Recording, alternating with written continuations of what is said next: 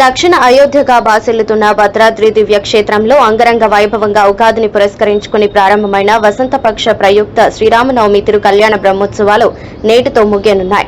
ప్రధాన కర్తృవులలో భాగంగా నేడు పవిత్ర గోదావరి తీరంలోని పుష్కర మండపంలో శ్రీ సీతారామచంద్ర స్వామి వార్లకు విశేష స్నపన తిరుమంజనం కార్యక్రమాన్ని నిర్వహించారు.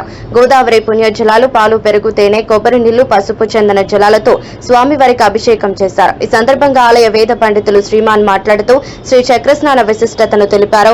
ఆలయ సహాయ కార్యనిర్వహణ అధికారి శ్రావణ్ కుమార్ మాట్లాడుతూ ఉగాది 19వ తేదీన ప్రారంభమైన శ్రీరామనవమి తిరు కళ్యాణ బ్రహ్మోత్సవాలు నేటితో ముగియనున్నాయని, చివరి ఘట్టంగా ప్రధాన శ్రీ చక్ర స్నానాన్ని పవిత్ర గోదావరిలో నిర్వహించడం జరిగిందన్నారు. రాత్రికి జరిగే పూజాది కార్యక్రమాలలో శ్రీరామనవమి బ్రహ్మోత్సవాలు పూర్తి కానున్నాయని ఈ సందర్భంగా తెలిపారు.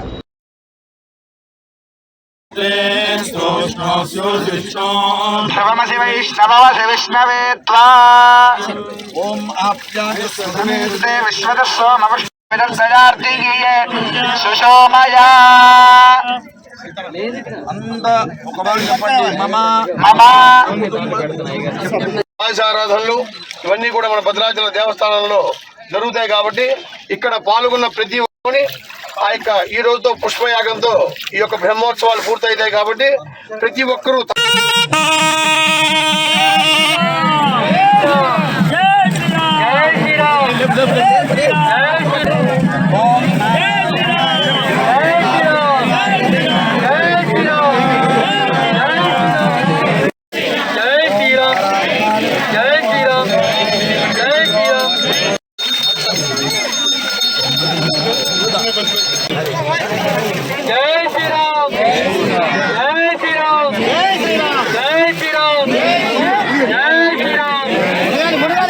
తగిలితే ఫోన్ కింద పడుతుంది, కింద పడుతుంది.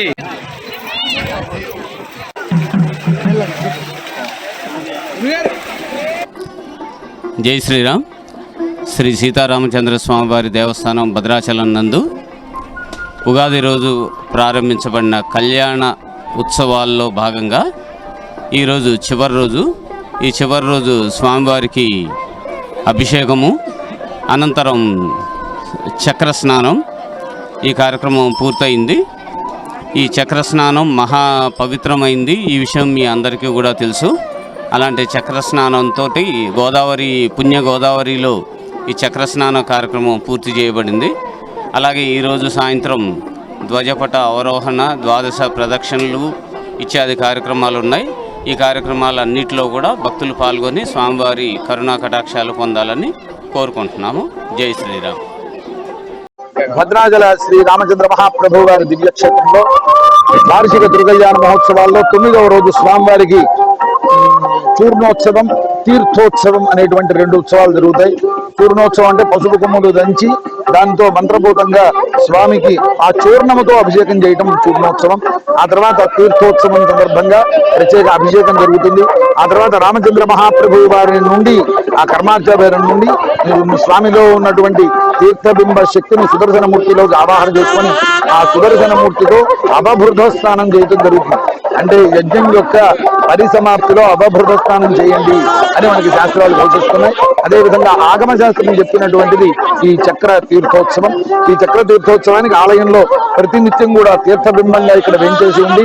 ప్రతిరోజు ఆలయంలో బలిహరణాది కైంకర్యాలన్నిటికీ కూడా ప్రధాన దైవంగా ఉంటూ ఉండేటువంటి ఆ సుదర్శన మూర్తితో ఈరోజు ప్రత్యేకంగా గోదావరి నదిలో చక్ర తీర్థోత్సవం చేయడం జరిగింది.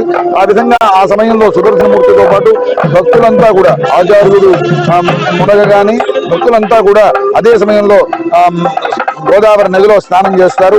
ఆ విధంగా స్నానం చేయడం వల్ల మనకి ఆ చక్రతీర్థంలో పాల్గొన్న ఫలితం, తద్వారా భగవంతుడి సాయుధ్యం కలుగుతుంది, వైకుంఠలోక ప్రాప్తి కలుగుతుంది అని ఆగమ శాస్త్రాలు తెలుపుతున్నాయి. అందువల్ల ఈరోజు అనేక మంది భక్తులు వచ్చి ఇక్కడ గోదావరి నదిలో రామచంద్ర సాక్షాత్తుగా సుదర్శనమూర్తి అంటే అక్కడ రామచంద్ర మహాప్రభు వారి ప్రతినిధిగా వారు వేంచేశారు. సాక్షాత్తుగా వారితో కలిసి మనం స్నానం చేసిన గొప్ప ఫలితం లభిస్తుంది. అందువల్ల భక్తులంతా ఆ విధంగా స్నానాదులు చేసి తరించారు. జై శ్రీరామ్.